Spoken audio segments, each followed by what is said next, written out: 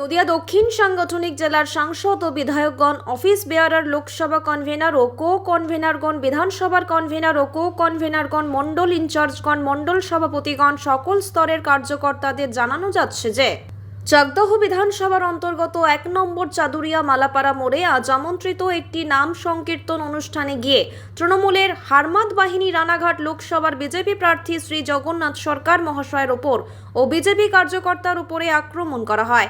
এর প্রতিবাদ সমগ্র জেলার প্রতিটি মণ্ডলে প্রতিবাদ সভা ও ধিক্কার মিছিল করতে হবে। অতএব আপনারা দায়িত্ব সহকারে উক্ত বিষয়ে আলোকপাত করবেন।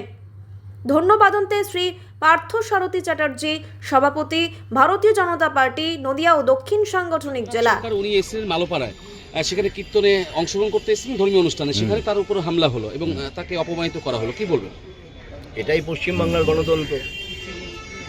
ভারতবর্ষের একজন সিটিং এমপি এবং কন্টেস্টিং ক্যান্ডিডেট জগন্নাথ সরকার, তিনি আজকের এই অনুষ্ঠানটা যখন যাচ্ছেন তখন তাকে মদ্যপ অবস্থায় ২-৪ জন তৃণমূল দুষ্কৃতী তারা আক্রমণ করে।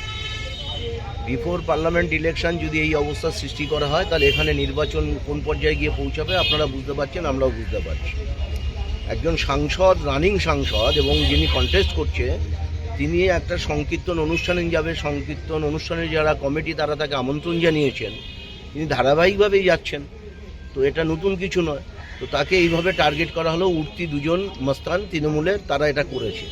টুকাই হালদার আর সুজন হালদার, এই দুজন তাকে আক্রমণ করেছে। তার গাড়িতে লাঠি দিয়ে চার্জ করে মারে, আমাদের কার্যকর্তাদের মারধর করার চেষ্টা করে, মোবাইল কেড়ে নেয়। একজনের সোনার হার ছিনতাই করে নিচ্ছিল, সেটাকে উদ্ধার করা হয়। এই হচ্ছে পশ্চিমবাংলার এখন বিফোর পার্লামেন্ট ইলেকশন, এই চলছে, গোটা রাজ্য জুড়েই চলছে। আজকে তার পুনরাবৃত্তি আমাদের চাকদায় করবে। আমরা আজকে এসেছি, স্বয়ং আমাদের এমপি সহ, আমাদের কন্টেস্টিং ক্যান্ডিডেট সহ আমাদের কার্যকর্তারা এসেছি। আমরা থানা আইসিকে বললাম যে অবিলম্বে এদেরকে গ্রেপ্তার করতে হবে এবং এখানে নির্বাচনী পরিস্থিতি মানে এমন জায়গায় নিয়ে আসতে হবে যাতে মানুষ তার ভোটাধিকার প্রয়োগ করতে পারে। তাহলে এখানে শান্তি যাতে প্রতিষ্ঠিত হয় সেটা আপনি দেখুন। আর ইমিডিয়েট যারা এই ঘটনা ঘটিয়েছে তাদেরকে অবিলম্বে অ্যারেস্ট করা হোক, এটাই আমাদের দাবি। এই দাবি নিয়ে আজকে আমরা এসেছি।